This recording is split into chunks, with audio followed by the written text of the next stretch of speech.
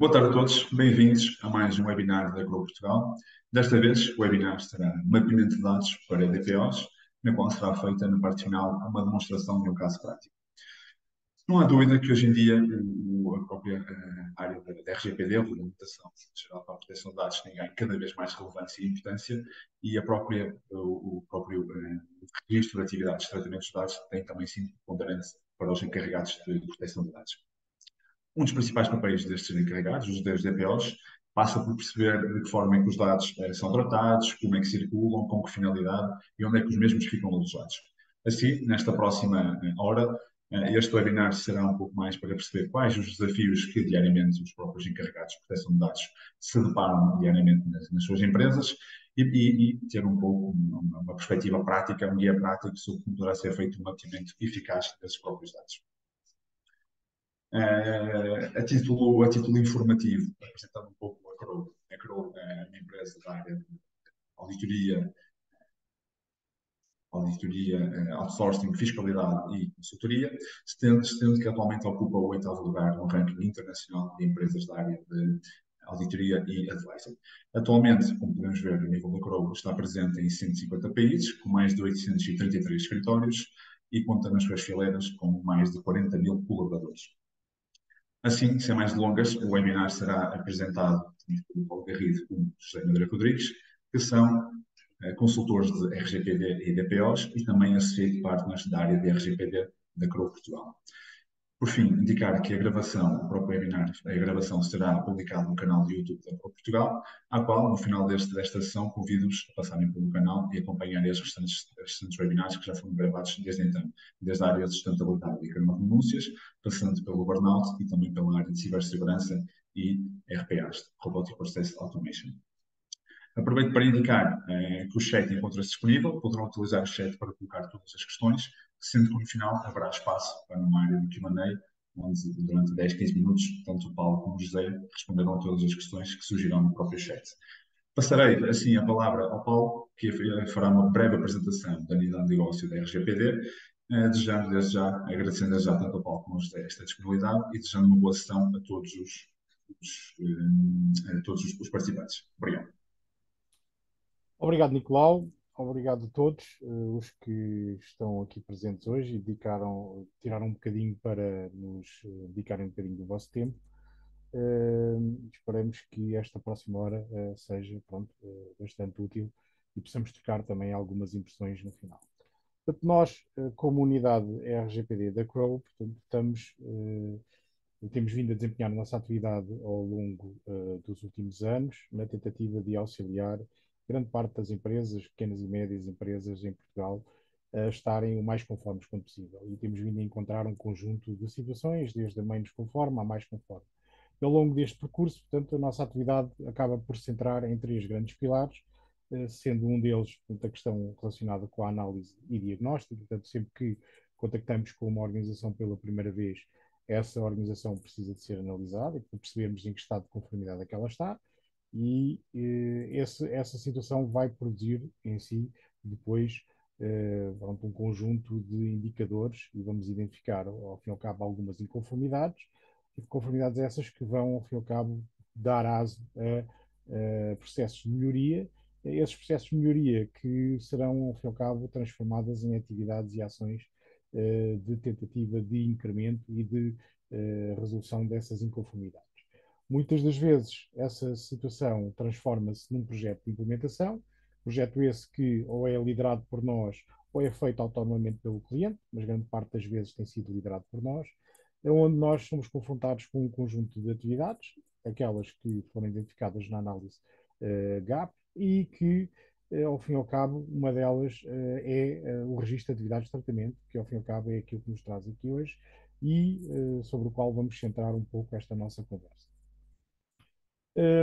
No final da implementação, a nossa atividade acaba também por ser de tentarmos monitorizar e manter a conformidade das organizações ao nível de que foi o resultado do projeto de implementação e por essa via muitas vezes também, portanto, acabamos por fornecer o serviço de DPO terceirizado, nos quais quer eu, quer o Zé, desempenhamos essas funções para algumas empresas e clientes da Cloud.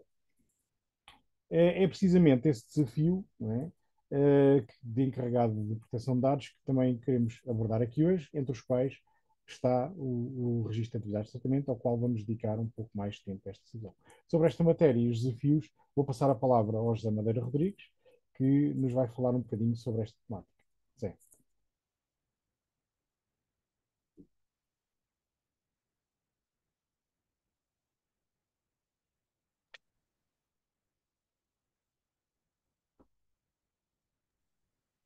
Boa tarde agora sim a todos também, pela terceira vez, as duas primeiras em mute. De facto, como o Paulo mencionou, um dos serviços que nós prestamos é de DPO externalizado e, portanto, prestamos serviço de DPO para variadas entidades, de diversas dimensões e complexidade.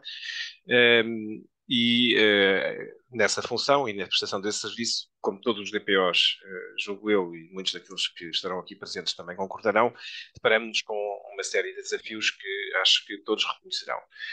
Nomeadamente, obviamente, há aqui um esforço grande para nos mantermos atualizados, não só porque a legislação e o enquadramento legislativo relativamente à proteção de dados é dinâmico e evolui, como também pelo facto que o contexto tecnológico em que funcionamos também está em grande e acelerada mudança, pelo que vai presenteando-nos com diferentes desafios e, portanto, temos que de facto, fazer aqui um grande esforço de nos mantermos atualizados. Depois, as empresas existem para fazer o trabalho que existem, portanto, para a qual foram criadas. Os nossos clientes têm as suas áreas de negócio e concentram-se nisso, mas compete-nos a nós também, como DPOs, fazer um esforço no auxílio da consciencialização e na formação dos próprios colaboradores. Portanto, manter a proteção de dados e a conformidade com o Regulamento Geral de Proteção de Dados top of mind faz parte também dos desafios que eu julgo que qualquer DPO poderá encontrar na execução das suas funções. Depois, esta questão da gestão de documentação. Com isto, queremos dizer que o edifício de conformidade do RGPD compõe-se por uma série de políticas, procedimentos, documentação, uma série de coisas que, no fundo, auxiliam à governança desse nível de conformidade. A nós, também como DPOs, compete-nos manter controle sobre a evolução dessa documentação. Pode ser a atualização da política de privacidade, pode ser a própria atualização do registro de atividades de tratamento, pode ser o nascimento de políticas e procedimentos diferentes, e temos que fazer uma gestão cuidada disso, não só para assegurar que elas se mantêm atuais, mas também para as podermos evidenciar perante uma eventual fiscalização que possa acontecer por parte da entidade supervisora, como o CNPD. Portanto, essa questão da gestão da documentação também é uma parte importante. Depois, também, junto com os nossos clientes, procuramos cooperar na determinação dos riscos associados à proteção de dados. Existem vários clientes que já têm o hábito de fazer uma análise dos riscos inerentes à sua própria atividade e, portanto, a nós compete-nos, no fundo, inserir a questão da proteção de dados nessa análise de risco, nessa matriz de análise de riscos que ajudamos a criar e a manter viva. Depois, infelizmente, cada vez mais frequentemente, também somos muitas vezes chamados a participar na gestão de incidentes, nomeadamente incidentes de possíveis violações de dados ou efetivas violações de dados. Não é? Naturalmente, qualquer DPO sabe que, a acontecer uma, temos aqui um papel a desempenhar, o que nos leva também aqui para esta questão do relacionamento com a autoridade de controle, pois, efetivamente, em algumas circunstâncias, somos obrigados a notificar a autoridade de controle, a CNPD, sobre a existência de gestão de incidentes. Não é?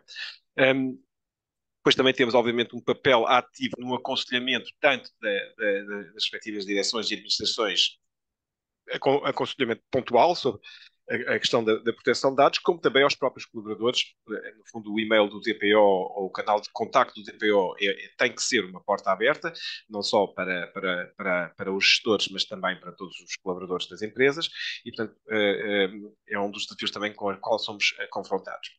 Depois, salientamos também esta questão da monitorização e revisão, e isto quer dizer não tão pouco como manter atualizado, no fundo, aquele gap inicial que fizemos aos clientes e o gap que fazíamos pós-implementação, mas que quando o tempo vai passando, temos que nos assegurar que a sustentabilidade dessas políticas e procedimentos e documentações se mantêm atuais e vivos e eficazes. Não é?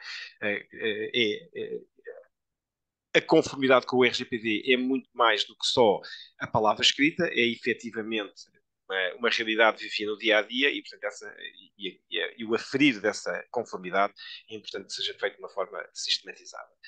Depois, também, naturalmente, temos um papel aqui na questão dos pedidos de exercícios de direitos de titulares, portanto, quando nos surgem questões colocadas pelos titulares de dados ou tentativas de exercício, tipicamente aqueles exercícios que levam a pedir para as pessoas saírem dos e-mails ou por aí fora, mas pode ser outros, não é? Pode ser o pedido para pagamento e por aí fora que aparecem, portanto temos que fazer a gestão e a resposta a esses exercícios.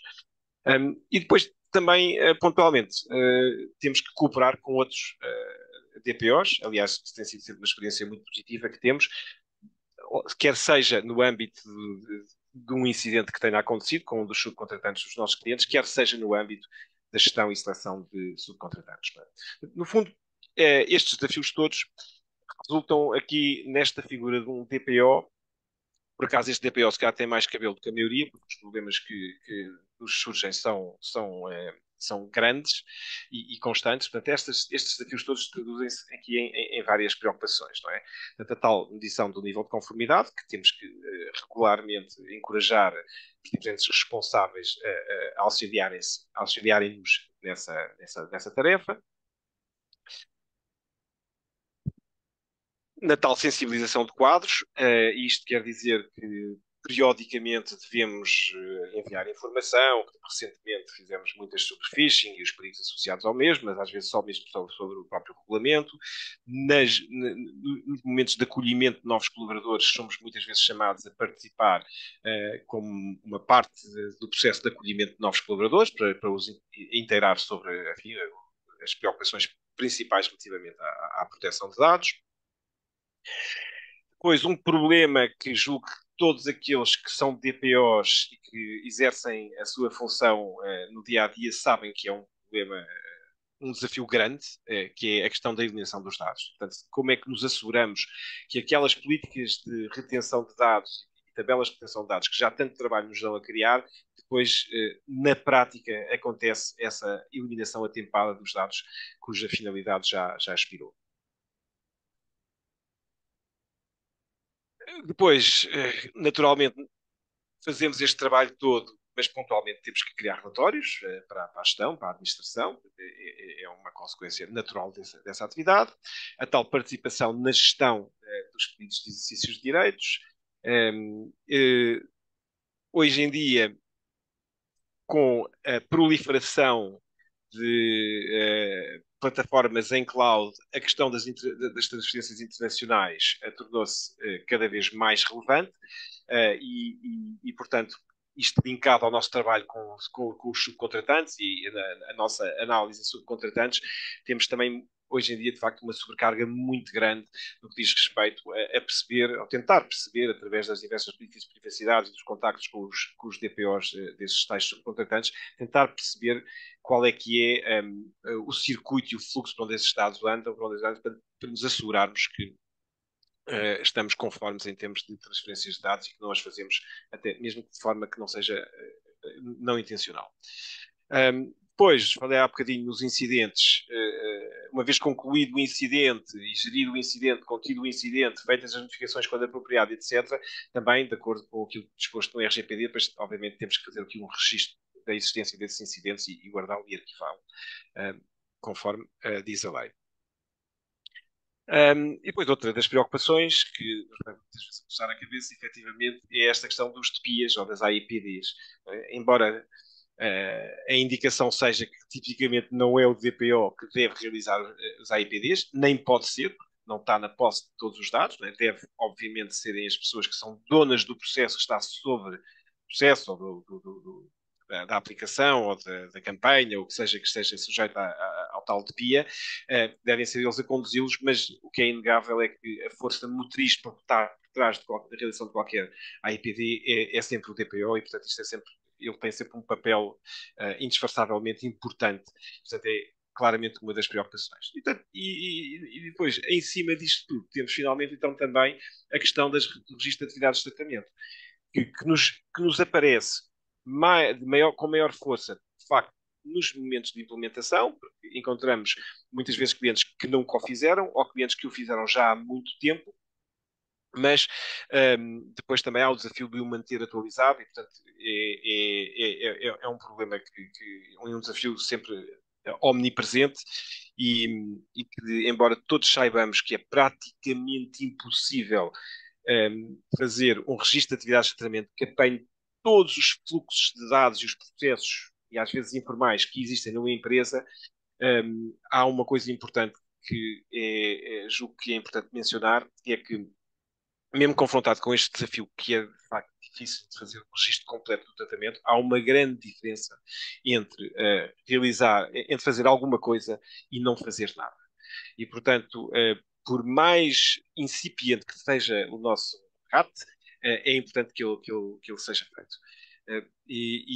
No fundo, humildemente, vamos partilhar convosco aqui aquilo que é a nossa experiência ao longo dos anos em diversas empresas e organizações e, portanto, colecionámos uma série de pequenas dicas que esperemos possam ajudar a enfrentar este.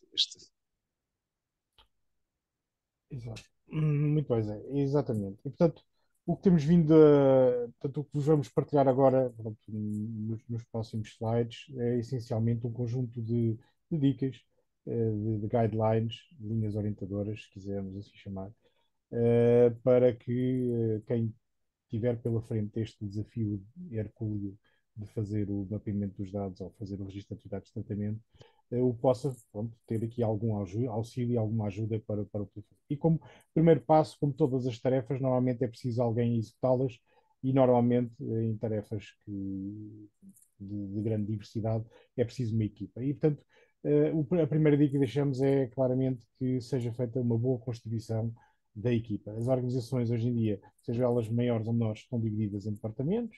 Cada responsável de departamento tem, sob a sua alçada, um conjunto de finalidades de tratamento de dados, alguns departamentos mais do que outros. Tipicamente, nas empresas, os departamentos do RH, do marketing, da área financeira, têm, portanto, finalidades de tratamento que impactam diretamente no tratamento de dados pessoais e, portanto, esses, por norma, devem ser chamados para participar no projeto de registro de atividades de tratamento, mas também depois há a questão das operações, e há o departamento do IT, e há os departamentos de produção, às vezes podem ter ou não ter alguma situação que implica um determinado tratamento de dados, ou uma determinada finalidade. Portanto, tentem chamar ao processo, e esta é a dica, o maior número de pessoas responsáveis pelas finalidades e pelos finais de tratamento, para que elas participem nesse exercício, nesse projeto, e, ao fim e ao cabo, depois, com essa equipa diversa, consegue-se minimizar, digamos assim, aquilo que o Zé dizia há pouco, que é conseguirmos chegar ao maior número de finalidades de tratamento quanto possível. Vai ser sempre difícil marcá-las todas, a partir desta experiência que temos. Depois de concluirmos um RAT, passado uns tempos, aparece uma nova e que passou ou que escapou no meio do exercício, ou então nasceu uma nova e então temos que ir atualizar o RAD. Como responsável dessa equipa, por norma, recomendamos que seja o encarregado de proteção de dados, ou se não existir o encarregado de proteção de dados, a pessoa responsável pela área da conformidade e da privacidade, e que essa pessoa se faça alicerçar, por exemplo, de um membro da equipa de TI, que nós achamos que é bastante útil e porque com muita da informação hoje em dia está dentro de sistemas, essa situação é essencial e será certamente um bom braço direito.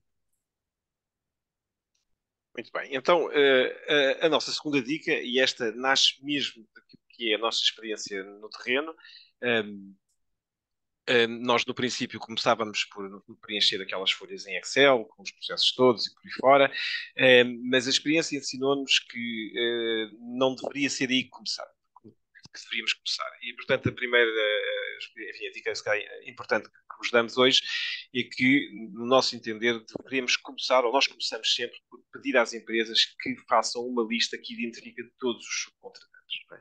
Portanto, ou contactamos, ou com o departamento de compras, ou com o departamento financeiro, ou seja lá qual for o departamento, ou às vezes podem ser vários, que fazem a custódia desses diferentes contratos, ou que têm conhecimento da existência de subcontratantes, porque às vezes até existem subcontratantes e não existem contratos, podem ser plataformas online e por aí fora, mas pedimos como primeiro exercício aos nossos clientes que façam uma lista de todos esses subcontratantes. Julgamos que isso é uma dica importante, porque estes subcontratantes depois são importantes, porque vêm mais tarde alimentar e, no fundo, suportar os diferentes processos que estão a ser sujeitos a mapeamento, mas também, curiosamente, e é uma coisa que nos acontece com alguma frequência, é que uma vez supostamente completado, o mapeamento de dados, de vez em quando há um ou dois ou três ou mais subcontratantes que estão órfãos, ou seja, que completamos o mapeamento e vimos que a lista que temos não foi totalmente aproveitada, o que tipicamente sugere que há um ou outro processo que não foi apanhado pelo este esforço inicial de mapeamento. E, portanto, é um bom teste termos esta lista de subcontratantes e saber que se há aqui subcontratantes soltos é porque provavelmente há aqui um processo que não foi mapeado, ou então há um processo que tem mais do que um subcontratante e ele não foi incluído no mapeamento. Portanto, a nossa primeira dica era essa, a nossa segunda dica era essa, iniciem sempre este processo com a identificação dos subcontratantes. É uma boa maneira de envolver os diferentes departamentos, de introduzi-los a este esforço que estamos a fazer ao projeto e tem as vantagens que mencionei ainda há pouco. Outra dica prende-se que para qualquer finalidade tem que ter uma base de licitude. E essa base de licitude está, ao fim e ao cabo, definida no artigo 6º do RGPD. Ter uma base de licitude para fazer um tratamento é fundamental e, portanto, a escolha da mesma reveste-se de bastante importância. Entre as quais existe o consentimento, é uma das bases de licitudes que muitas vezes é utilizada. Uma das dicas que deixamos é quando se escolher esta base de licitude que se tenha a certeza de que aquela finalidade não tem outra base de licitude que possa ser mais robusta, porque ao fim e ao cabo o consentimento pode não ser assim tão robusto como ele às vezes aparenta ser, porque tal como ele é dado, ele também é retirado, e todos vocês que sabem e que estão nesta área e já foram confrontados com isso, sabem perfeitamente que a partir do momento que alguém retira o consentimento, essa pessoa já não pode ser tratada naquela finalidade, e se for uma finalidade base, essencial para a prestação do serviço, e nós optamos por ter o consentimento, estamos a pôr em causa aquilo que é a atividade. Depois, também considerar, muitas vezes, apesar de ter sido a porta do cavalo que ficou no RGPD, o dito interesse legítimo, e que muitas das vezes é usado de uma forma se calhar abusiva por algumas plataformas de social media, ele, se for bem sustentado e se for um interesse legítimo bem criado e bem sustentado, é uma boa forma também de se criar uma base de licitude para alguns tratamentos que sejam essenciais para que a organização e a entidade possa fazer aqueles tratamentos que sejam, ao fim e ao cabo, às vezes, essenciais para a sua atividade e para o seu negócio. E, portanto, esta é a dica que deixamos na base do Instituto. Se houver dúvidas, falem com um especialista ou consultem o vosso departamento legal. Em relação ainda a essa questão do interesse legítimo, o ponto aqui é registem as razões que os levaram a escolher o interesse legítimo como base de licitude. Registrem-nas, arquivem-nas junto ao vosso próprio mapeamento, porque pode ser importante depois sabermos justificar e com o passar do tempo quem pode ser chamado a justificar pode ser quem não foi quem já fez o mapeamento, portanto é importante justificar recorrer ao interesse legítimo. Aqui o ponto 4, que tem a ver com esta questão da granularidade, que é, julgo, uma questão que qualquer pessoa que já tenha levado este projeto a sério, com a qual se confronta sempre.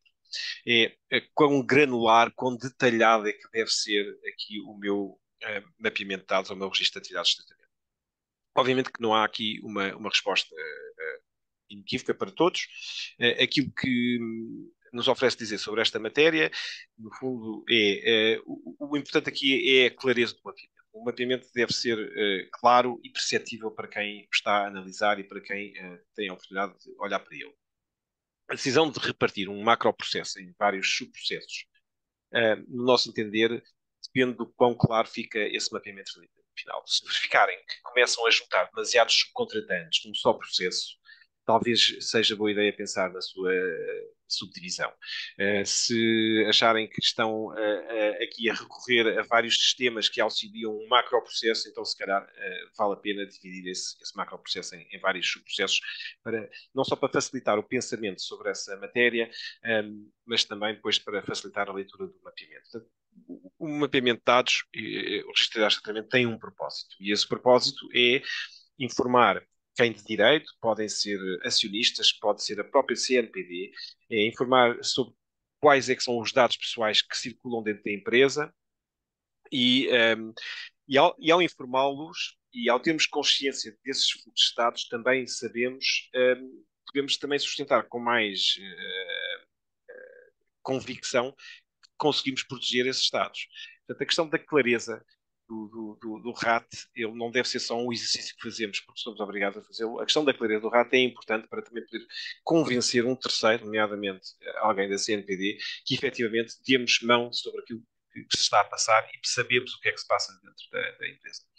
Portanto, é sempre um desafio difícil decidir o quão granular vamos, mas eu julgo que a clareza aqui deve ser a parte que nos orienta. O mesmo desafio se coloca relativamente às categorias de dados. E, portanto, e à definição de cada categoria de dado ou cada tipologia de dado que é usado para uma finalidade em particular.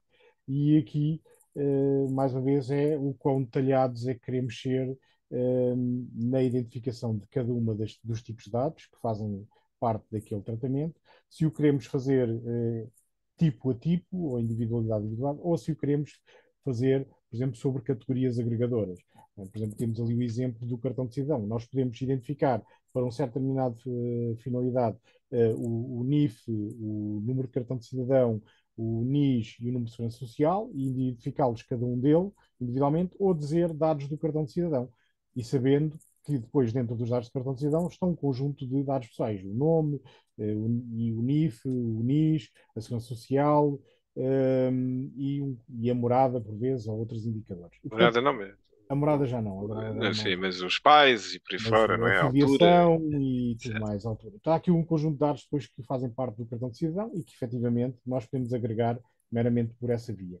O que é importante aqui, se decidirem e se optarem por categorias agregadoras, é terem uma matriz das mesmas que possa ser facilmente consultada e que esteja disponível para consulta depois, para quem está a trabalhar no mapeamento, para que elas possam ser, ao fim e ao cabo, escolhidas e pronto, se descobrir depois qual é a informação correspondente a cada uma dessas categorias agregadoras.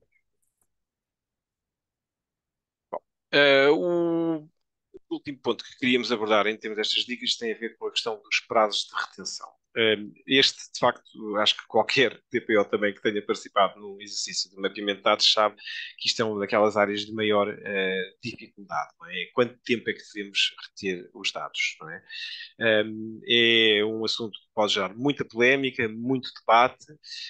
Em algumas situações temos o auxílio da legislação que determina prazos mínimos de retenção, ok? Nomeadamente na área de RH e na área financeira, encontramos muitas vezes um suporte na legislação, mas em outras áreas também. Aí podemos, enfim, aí se calhar o debate é um bocadinho mais simplificado, mas no entanto há uma série de outros processos que envolvem dados pessoais para os quais não há nenhuma indicação do legislador sobre qual é que é o prazo de retenção adequado. Aquilo que nós recomendamos e o exercício que corremos com os nossos clientes é o de perguntar às pessoas ou pedir às pessoas para que tenham sempre uma resposta sobre qual é que é o prazo, porque é que têm determinados dados, não é? Portanto, porque é que quer guardar estes dados durante este tempo todo, não é? E a resposta pode variar, pode ser diferente para qualquer uma das situações. O importante é que haja resposta, não é? O porque sim não é resposta. E, portanto, o exercício que corremos com os nossos clientes é, efetivamente, em cada momento, quando nos sugerem dados de retenção, é fazermos essa pergunta e depois registar a resposta a essa pergunta, para que, se formos questionados, saibamos porque é que foi dada essa. E, tipicamente, se há uma resposta, então temos uma justificação para esse dado. Não é? E, naturalmente, obviamente, essa resposta tem que estar relacionada com a finalidade pela qual ele foi recolhido. Mas, de facto, é um dos maiores desafios. não é só o desafio da eliminação de dados que vem a seguir, também o próprio desafio da determinação dos prazos de retenção é um daqueles grandes e, mais uma vez, encontra-se no diálogo entre o DPO e a equipa de mapeamento e os próprios donos dos processos que trabalham os dados. Por fim, todo este processo é para ser registado num suporte. Suporte esse que comumente, e todos nós que estamos nesta área da privacidade, começamos a nossa atividade de realizar registros de estatamento assentes numa folha Excel. É esse o mesmo suporte que a própria CNPD também providencia e disponibiliza um template que está disponível para download no site da CNPD.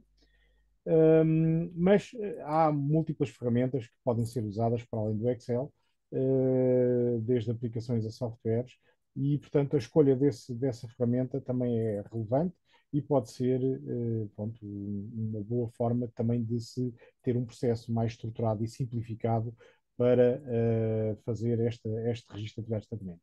Nós, na Crow, temos uma ferramenta própria que se chama Hub for DPO, e pronto, vamos correr-vos um exemplo prático usando essa mesma ferramenta para que possam assistir como é que uma finalidade é registada no RAT e de que forma é que ela depois pode ser demonstrada a sua existência e a sua conformidade.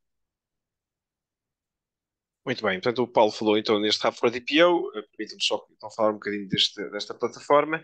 Portanto, de facto, é a plataforma que nós usamos para fazer o registro de atividades de tratamento, tornou um trabalho que já era difícil, que era difícil inicialmente, simplificou um bocadinho, de facto. O Hub for DPO é de facto uma ferramenta muito completa que nos acompanha na nossa atividade de DPOs no dia a dia.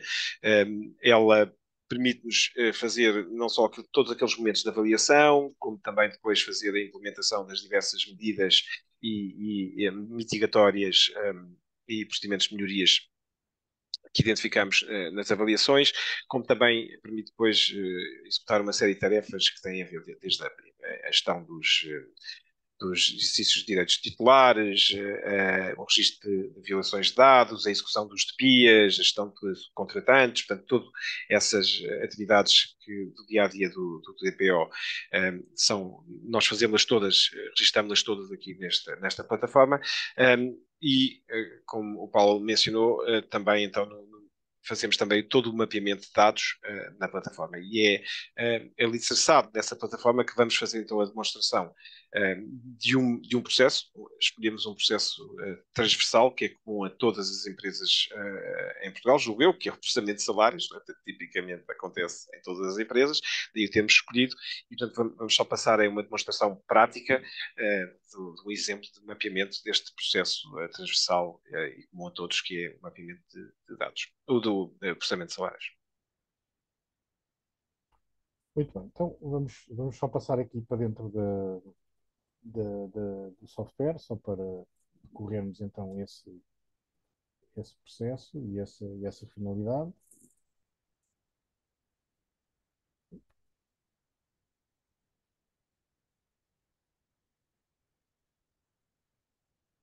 Ok, pronto.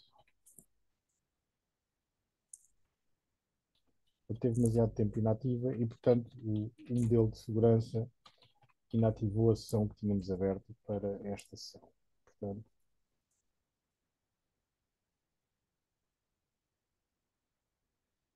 um momento.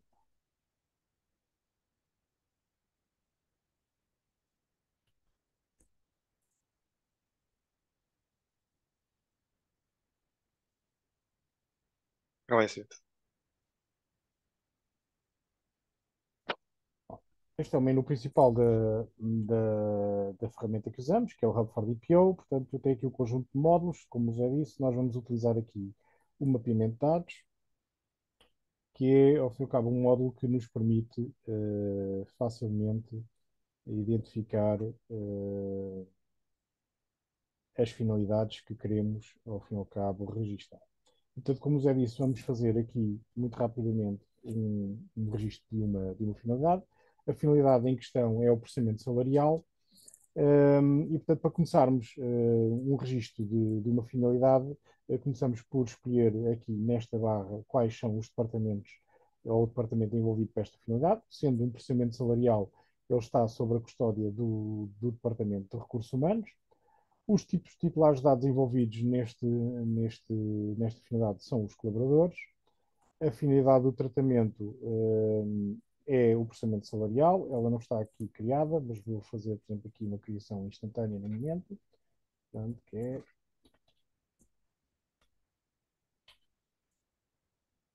O software permite a criação das finalidades, tem um drop-down que se pode escolher, ou então podemos nós próprios criar a nossa própria finalidade, com a tecnologia que entendermos. Ele também é preparado, ele também é preparado para traduzir para várias línguas, neste caso está escolhido apenas no inglês.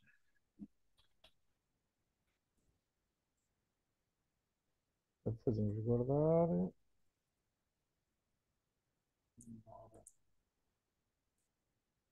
Vou só desativar aqui o controle, está bem? Uhum. Terminei o controle do lado que está a interferir aqui com os comandos, por favor. Processamento salarial, que é o coisa, e depois identificamos aqui qual é os termos do contrato, o fundamento legal que temos para esta finalidade, que neste caso temos o contrato com o titular dos dados. E ao escolhermos estes 4 pontos aqui, podemos fazer adicionar novo e vamos entrar então aqui já numa parte em que vamos estar, ao fim e ao cabo, a definir em detalhe e em maior pormenor os restantes aspectos do registro desta atividade terapêutica. Portanto, um deles prende-se com qual é o prazo de retenção. É um dos pontos que tínhamos falado que era necessário ser bem definido. Neste caso, o software tem aqui um conjunto de opções. Para este caso, nós vamos selecionar outro e vamos, ao fim e ao cabo, identificar o prazo de retenção que se prende, portanto, com a obrigatoriedade de retenção durante 10 anos para fins fiscais, decorrentes do código do IRC, que é possível ser, portanto, feito um copy-paste aqui para este campo, por exemplo, desde que já tínhamos, ou então podemos manualmente inscrever aqui o dado. E também os 5 anos após termos no contrato para outros dados que não os estejam relacionados com a autoridade tributária ou as questões fiscais. 10 a 12 anos para questões fiscais, tipicamente 5 anos 5 anos para contrato de trabalho para os outros Estados. Exatamente. Há também, se escolhermos uma outra situação que se prende aqui com o interesse legítimo, depois também há a possibilidade de fundamentar esse interesse legítimo dentro da ferramenta. Ela fornece um template para isso. Mas este não é o caso. Depois, saltamos para aquilo que é a identificação das tipologias dos dados envolvidos nesta finalidade e aqui temos então um conjunto de opções disponíveis, umas que são já standard, outras que nós acrescentamos. Elas são facilmente identificáveis, as que estiverem a cinza já vêm standard da ferramenta, as que estiverem a vermelho foram criadas por nós. E, portanto, uma delas é o nome, outra delas é o NIF, outra delas é o NIS. E isto aqui agora, mais uma vez, nós vamos estar aqui exemplos, quer de uma maior granularidade na escolha de uma tipologia de dados, quer também aquilo que será, por exemplo, um exemplo de uma Uma categoria tipologia agregadora. agregadora, não é? Exatamente. E, portanto, nós podemos escolher aqui esta parte, portanto, depois podemos também o número de mecanográfico do funcionário, que também é um dado pessoal e que é usado nesta finalidade. Mas, por exemplo, podemos depois, em vez de estarmos a escrever IBAN ou a escrever um conjunto de outros, podemos escolher dados financeiros, podemos escolher também dados bancários, Dados de contacto. dados de contacto, dados bancários e podemos também E o identificar registro de assiduidade também, se calhar. do agregado familiar. Sim, o registro de assiduidade também é um dos dados pessoais que Categoria são aqui profissional. envolvidos. A categoria profissional também é uma, andará aqui, muito bem. E acho que neste momento penso que temos já todas as tipologias de dados identificadas. Pronto, e ao fazermos isso, ficamos com elas aqui descritas. Podemos sempre, se nos enganarmos, a selecionar alguma a apagar e adicionar outras, como se podem adicionar, portanto, estou carregando aqui através do mais. Sim, não encontrando na lista, podemos sempre criar. Depois, associadas por vezes a esta finalidade do processamento salarial, em alguns casos também existe um dado ou um dado pessoal de categoria especial de dados, que é a filiação sindical. Portanto, existem empresas em que têm que processar juntamente com o salário, caso o colaborador tenha uma filiação sindical, portanto, também tem que ser processado os tais 10% no, salário, no recibo de salário, e, portanto, consequentemente, temos que identificar aqui que usamos o dado pessoal da filiação sindical e que, portanto, a finalidade ou o fundamento legal para esta situação, assente no artigo 9, é, portanto, em matéria de legislação laboral. E temos já caracterizadas aqui todas as categorias de dados que, ao fim e ao cabo, estão implícitas nesta finalidade de tratamento. Depois, para identificarmos os locais de tratamento, temos aqui duas vertentes. A vertente que é preciso identificar, que é os ativos de informação, e, portanto, onde é que estes dados circulam e em que locais é que eles são tratados, e também se há entidades externas que estão envolvidas neste processo. Portanto, numa primeira parte, vamos a identificar os ativos de informação e, portanto, como ativos de informação, o que é que nós temos aqui? Por exemplo, temos a estação de trabalho do funcionário, ou o computador portátil do funcionário, temos, por exemplo, os servidores das Trabalho fixo também aplicações, podes pôr. sim, ou uma ou outra. Portanto, E assim, se as houver duas, uma né? estação Pode fixa, ser numa ou noutra. pode ser numa ou outra, portanto, pode ser onde é que está este trabalho fixo. Isto é mais abaixo, aí está abaixo. É bem encarnado, é isso. Esta é uma nova que nós queremos. A questão dos servidores de aplicações, para usarmos alguma aplicação para esse processamento salarial, identificar genericamente o servidor de aplicação, ou podemos também, se quisermos, identificar especificamente qual é o módulo usado para a sessão. Passa a publicidade, se você usar, por exemplo, o SAP tem o módulo RH e, portanto, pode especificar aqui que se usa o módulo RH do SAP. Como pode-se especificar com outros sistemas. Também a questão dos servidores de arquivo backup, porque toda esta informação vai estar em arquivo e em backup, e, portanto, os mesmos também são ativos de informação que devem ser identificados ao longo do mapeamento, e neste caso particular, deste mapeamento em particular. Depois de identificadas todos os ativos de informação, podemos passar à identificação Eventuais de subcontratantes. eventuais subcontratantes que estão envolvidos nesta atividade de tratamento. E, portanto, que subcontratantes podem ser esses? Portanto, pode ser, por exemplo, a autoridade tributária, pode Neste ser caso, o software traz já uma lista de o contratantes software pré-definida, aqueles mais conhecidos, mas também podemos ser nós próprios a criá-los. o software traz aqui alguns, portanto, neste caso já temos aqui o Microsoft 365, por exemplo, porque vamos processar alguma informação em Excel ou usar o Outlook para comunicar com alguém. Vamos também, eventualmente, por exemplo, se tivermos o exemplo da há bocado do SAP, podemos, passa a publicidade, vir aqui à lista pré-definida e escolher o SAP correspondente, né? Portanto, se for via cloud, e basta escolher aqui, copiar para dentro do modelo e ele ativa-nos aqui qual é que é o subcontratante envolvido. Né? Também temos, por exemplo, vamos pegar, por exemplo, na possibilidade de termos uma empresa que nos fornece os cartões de refeição.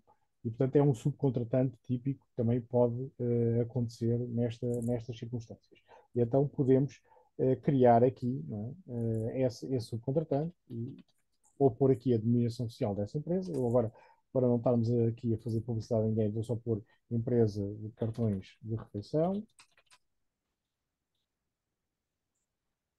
O tipo de subcontratante, prestador de serviços externo e finalidade, portanto, cartões de refeição. E aí o país. E refeição. E o país, portanto, de onde ele se encontra. Portanto, neste caso, vamos escolher Portugal, mas se escolhêssemos um país, por exemplo, fora da União Europeia, ele depois a seguir ia nos perguntar se haveria transferências internacionais de dados para essa situação em particular. Pronto, ao fazermos guardar, temos esse prestador de serviços aqui.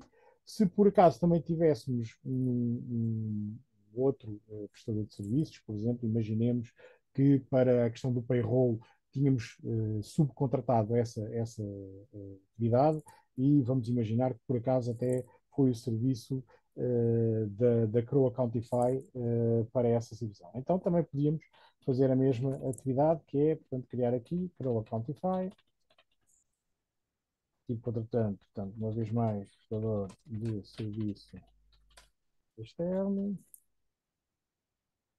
e processamento salarial.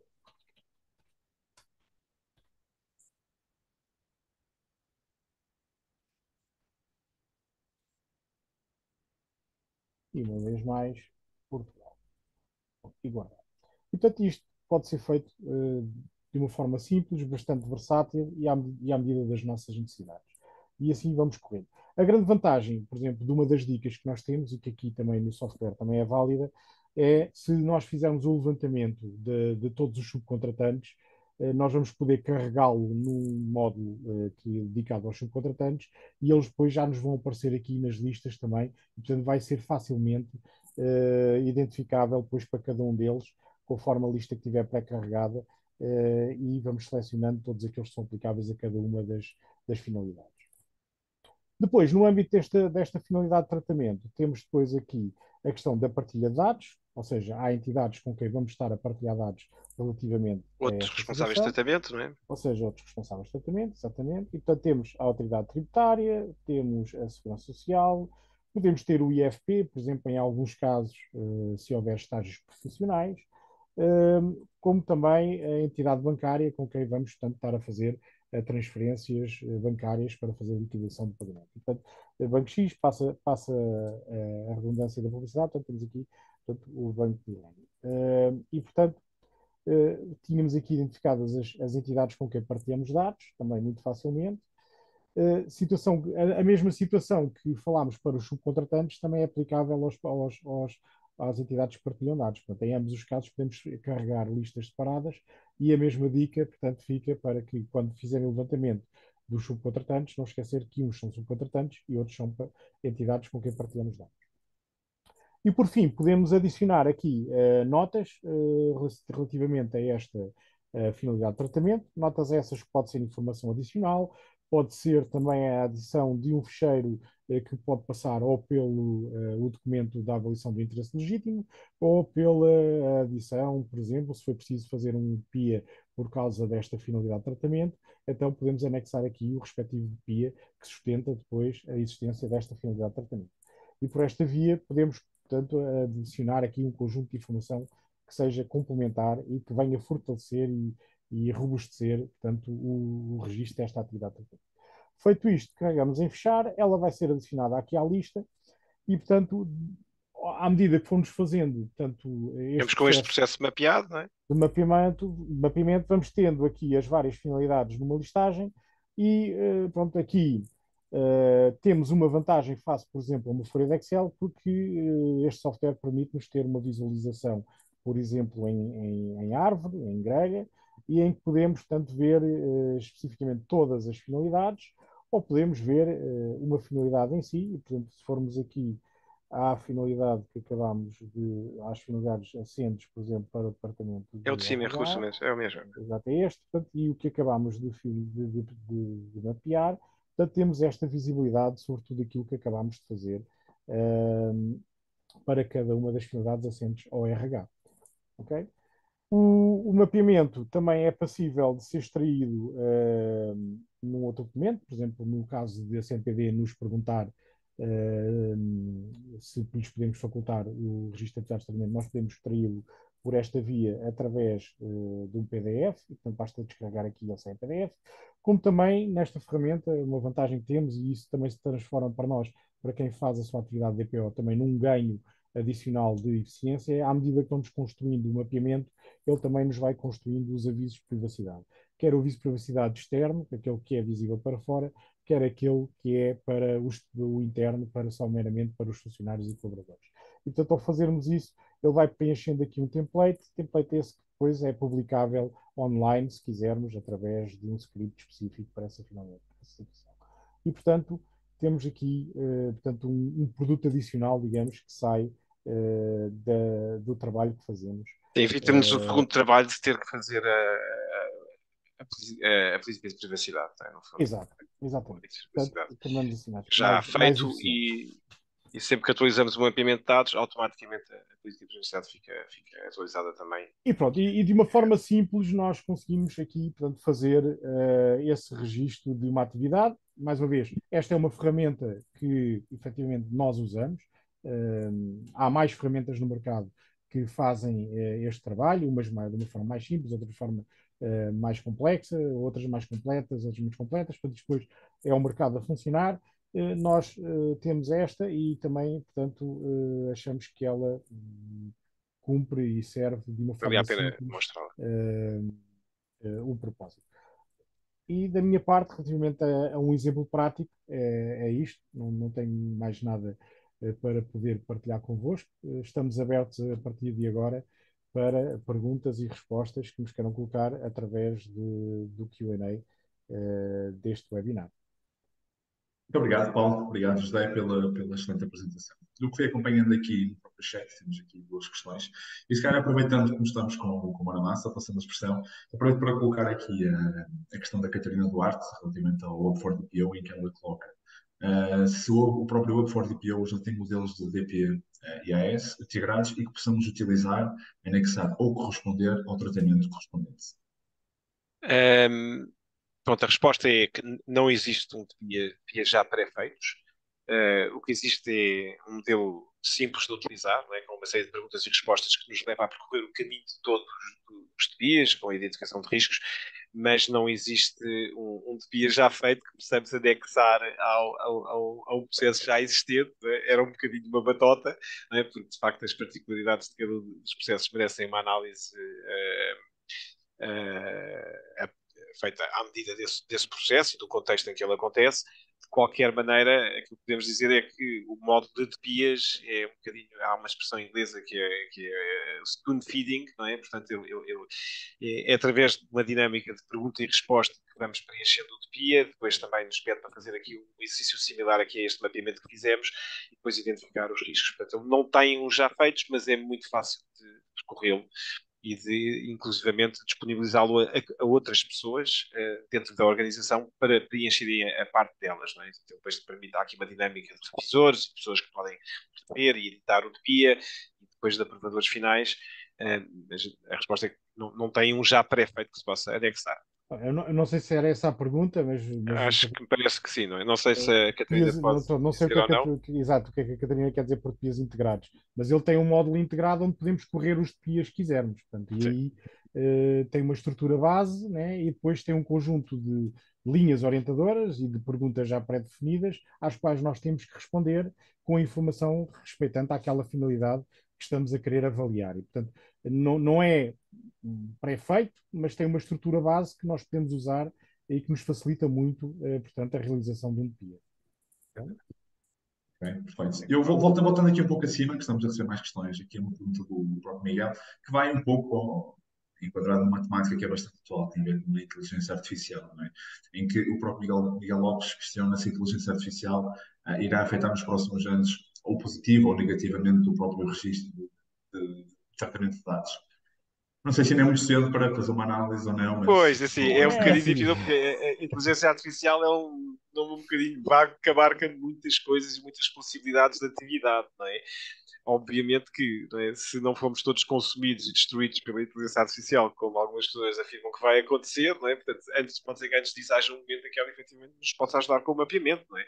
Não só nos exercícios de discovery de todos aqueles processos informais que acontecem, como também, obviamente, na construção automatizada desse mapeamento. Não é? Portanto, a partir do momento em que nós temos processos que são digitalizados, eles são em grande medida captáveis pela inteligência artificial. Não é? E na medida em que eles são captáveis pela inteligência artificial, não será difícil pô-la a fazer isso. Não é? Mesmo ao nível do chat GPT-3, o GPT, a versão 3, aquele disponível publicamente, não é? Eu já fiz o exercício de dizer, olha, por favor, mapeie-me este processo ou aquele processo, e ele, de facto, lá faz alguma coisa, não é? Que pode não, enfim, que é retirada, neste caso, de uma realidade que não é muito específica, não é? Porque ele não vai ler os dados da empresa que eu esteja a considerar, mas não é difícil imaginar que possa haver aqui um desenvolvimento de inteligência artificial que nos deixe ao Paulo e a mim e ao Miguel eventualmente redundantes, e também o próprio software que estamos aqui a demonstrar, não é? Não é possível que venha de facto a ajudar, mas não sei se está nas prioridades neste momento do desenvolvimento de software, mas acho que mais cedo ou mais tarde, claramente que sim. Será? Sim, mas pronto, ela será certamente aplicada. Já existem algumas ferramentas de data mining, não é? E portanto, essas ferramentas de data mining serão certamente potenciadas ou melhoradas com o recurso da inteligência artificial. O quão exato e quão eficiente isso vai ser é que nós ainda não sabemos. É como o José dizia, portanto, estando eles em formatos digitais e em suporte digital, muitos dessas atividades de tratamento é mais fácil de fazer. Mas existem muitas atividades de tratamento que ocorrem de forma muito informal e que mesmo nós, em entrevistas diretamente com as pessoas, às vezes escapam-nos e só passado algumas semanas ou alguns meses, estando lá dentro, é que nos apercebemos que ela existe. Porque ou numa conversa informal ela surgiu, ou num momento qualquer em que voltámos a falar de um outro tema, surgiu ali mais uma novidade e de repente isso leva-nos, espera, mas isto não está mapeado. Portanto, o que é que aconteceu aqui? Portanto, é um desafio interessante e estamos curiosos para ver de que forma é que a inteligência artificial pode ter algum impacto e ajudar-nos neste discovery. Da RGPD, claro. Passando aqui para mais questões, eu só responder rapidamente à Bruna Viana. Sim, a apresentação em PowerPoint será depois enviada a todos os que participaram, juntamente com a gravação do webinar.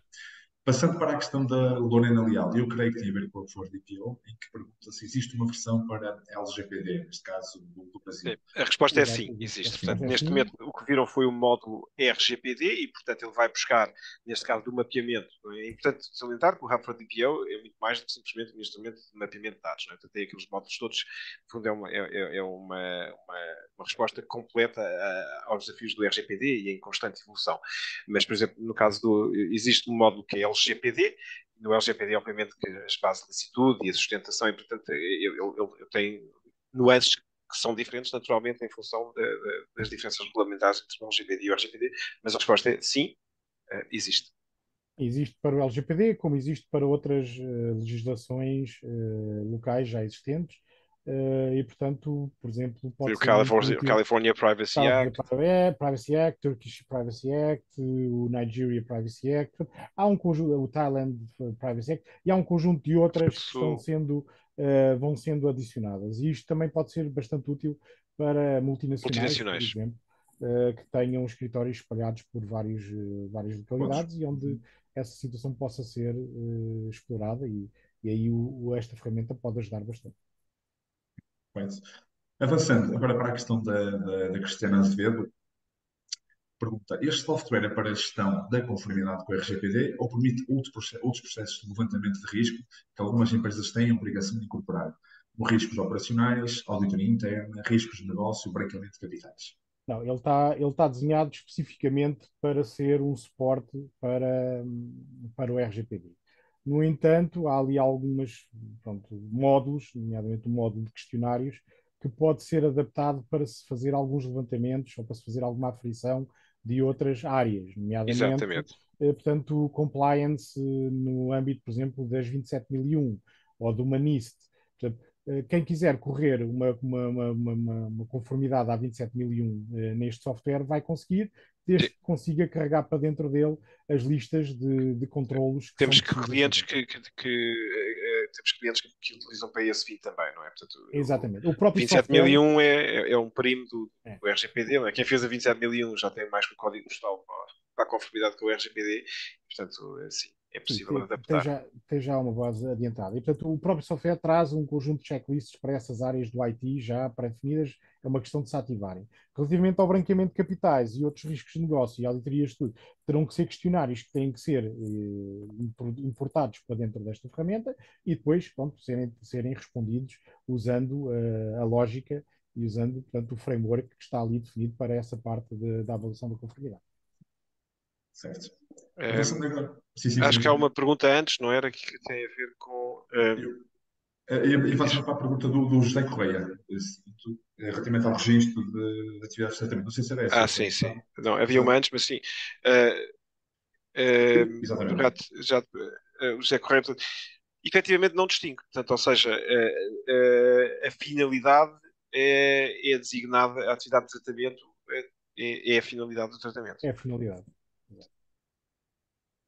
A pergunta antes, creio que novamente da Catarina, que tinha a ver com a Sim, própria, exato. mais da CRU, não é? Sim. E a resposta é sim, a resposta é sim, naturalmente sim. Portanto, a Catarina Segarra perdeu o início deste webinar.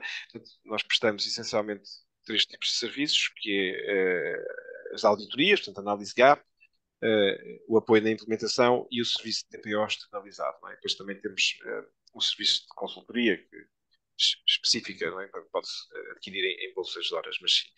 Os contactos, o que vem aqui no fim da apresentação, portanto, há de ter contactos Exatamente. Exato. quando for enviada a apresentação. Avançando agora para a questão da DON, que aqui ainda temos tempo nesta parte da Q&A, em que aborda o software for DPO, pergunta se é direcionado apenas para o mapeamento de dados de empresas privadas ou é também passível de ser utilizado para o mapeamento de entidades públicas.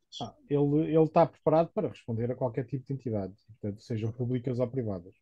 E, portanto, nós temos empresas públicas e entidades públicas que são nossos clientes e que usam esta ferramenta, pronto, para fazer a sua gestão da conformidade. Portanto, não tem nenhum direcionamento específico para privado ou público.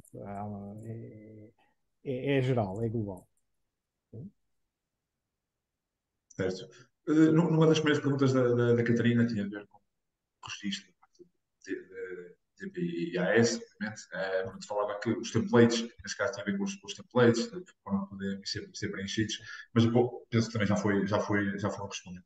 Sim, a Catarina diz que está sem acesso ao som, não é? Portanto, não sei se ela consegue ouvir-nos ou não, mas então sim, portanto, Sim, portanto, é temos, templates para preencher. temos todo o gosto em depois fazer uma demonstração, para não estar aqui a aborrecer toda a gente com isto, mas depois se a Catarina estiver interessada, podemos mostrar isso lá no PIS. Por último, uma questão que temos da Dulce Oliveira, em que coloca a questão, novamente sobre o FLDPO, se permite colocar os alarmes e sim, de que forma? Alarmes, que era Sim, avisos para tarefas, é isso? Deve ser. Exatamente, creio que seja relacionado com as próprias tarefas, sim, sim. Sim, portanto, dentro do software, portanto, ele tem uma parte, como falei há pouco, de questionários, portanto, de avaliação da conformidade, e nesses questionários, identificando-se as tarefas, pode, portanto, atribuir tarefas a terceiros e colocar alarmes para revisão e análise dessas mesmas tarefas ou dessas mesmas inconformidades.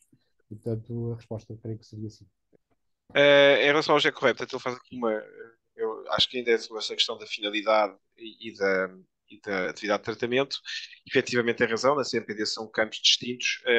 O software vai buscar os campos que tem ao artigo correspondente no RGPD. Agora não me estou a lembrar qual é que é, mas portanto, há um artigo no RGPD onde estão identificados quais é que são os campos que têm que 30. existir mapimentados e ele vai buscá-los aí.